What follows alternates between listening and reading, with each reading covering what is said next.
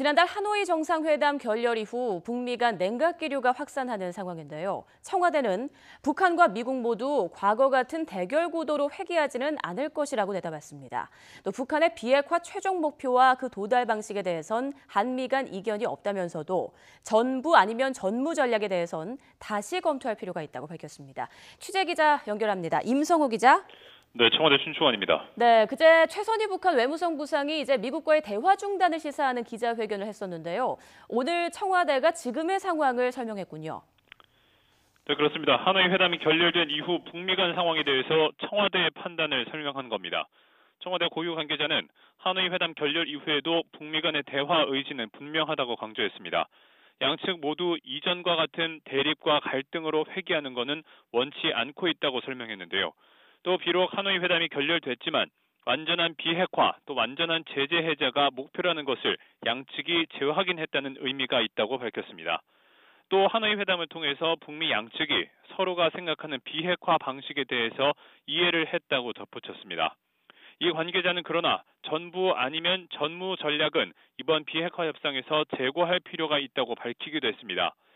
이외에도 이 관계자는 하노이 회담의 합의 무산으로 트럼프 대통령의 미국 국내 정치 상황에 일부 도움이 된 것 같다고 평가했습니다.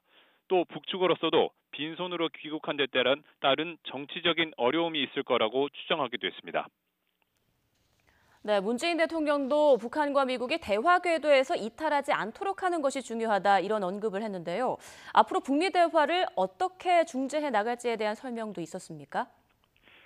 네, 이에 대해서 이 청와대 고위 관계자는 북미 협상의 지연이 장기화될수록 불확실성도 확대된다고 강조했습니다.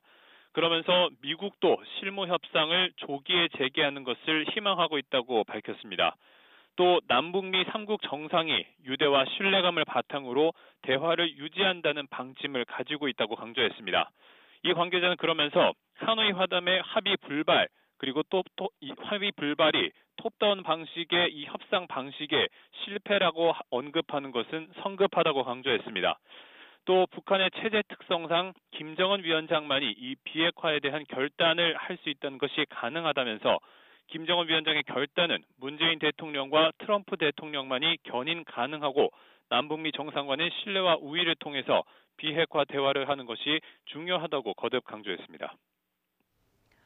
네, 비핵화를 추진하는 목표와 방식에 한미 간의 이견이 없다라고 오늘 청와대가 밝혔는데요.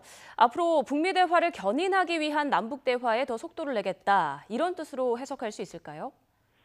네, 말씀하신 대로 청와대 고위 관계자는 완전한 북한의 비핵화 로드맵에 한미 간 이견은 없다고 거듭 강조했습니다.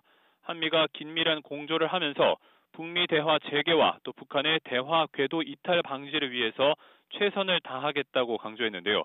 이 관계자는 그러면서 우리에게 이제 바통이 넘어왔다고 말했습니다. 이제는 남북 대화를 할 차례라는 건데요.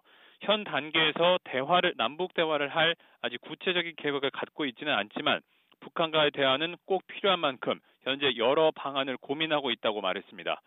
이 관계자는 또 이와 별개로 올해 하반기에 한 아세안 특별 정상회의에 김정은 북한 국무위원장을 초청하는 방안도 검토하겠다고 덧붙였습니다. 지금까지 청와대 춘추관에서 YTN 임성호입니다.